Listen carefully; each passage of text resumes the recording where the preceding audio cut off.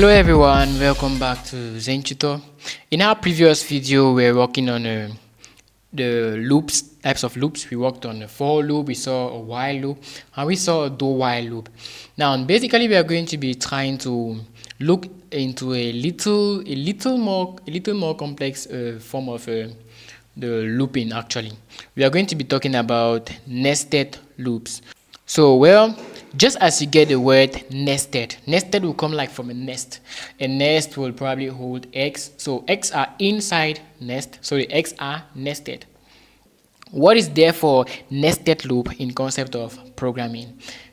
Well, if you're just using some common sense, some little sense, you just notice that, okay, a nested loop would be a loop that happens to find itself in another loop. Like if you have a for loop in another for loop, is a nested loop. The loop inside is nested by the other.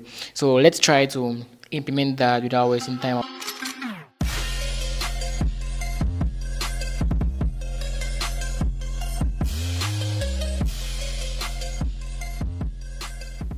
Then this is a for loop. What we've just created is a for loop. Now we're going to create a nested loop in this for loop. So we bring up another for loop, and this for loop might be, let's use j for that. Say, okay, for j equal to 0 to j less than I don't know, less than, let's say less than 2, let's just say less than 5 to make it not that much huge.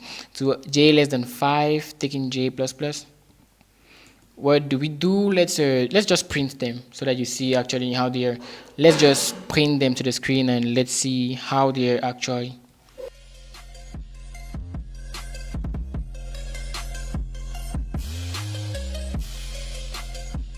Well, if we just print this, it's going to work. At the end of the day, we say, okay, return 0. Let's run the program to actually see how it works. You see, well, it has worked. So, okay. At the beginning, I is 0, and then j increases until 4. You see, then I becomes 1, and it takes again j until 4, and takes move, I takes again 3.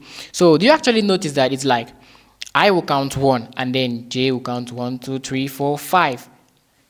J counts again another 2. Then the next one will count 1, 2, 3, 4, 5. So, it's just like j is going to be counting from 1 to 4, and I here is just counting the number of times j has counted from 1 to 4.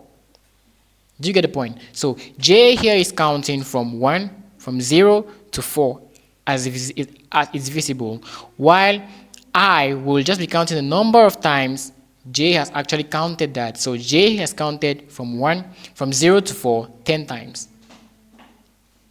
I don't know if you get the concept clearly. I take it back. I say, okay, I here is like counting the number of times j has counted. So j would count from maybe 1 to 10, and I is just to say, okay, you've counted once already, move on. J counts again from 1 to 5 and so on. So that's that. Well, how do you succeed to know that? How do you manage to know if a particular loop? Well, there's a question. How do you succeed to know if a particular loop is nested or not? Like visibly, just looking at the code, you actually see that. Just look. So you notice that the whole of this for loop happens to fall within this braces, between these braces of a for loop. That's just that's the thing actually. So well, another way is just by seeing the indentation actually. So we know that the whole of this is contained inside the main function. That's why it's indented from the main function. Now, inside the main function, we have a for loop that contains again this. So, well, that's somehow the importance again of indenting your code. So, well, just know that once you have a loop in another loop, it happens to be a nested loop. So, thanks for watching. See you in our next video for a better enhancing on C programming language.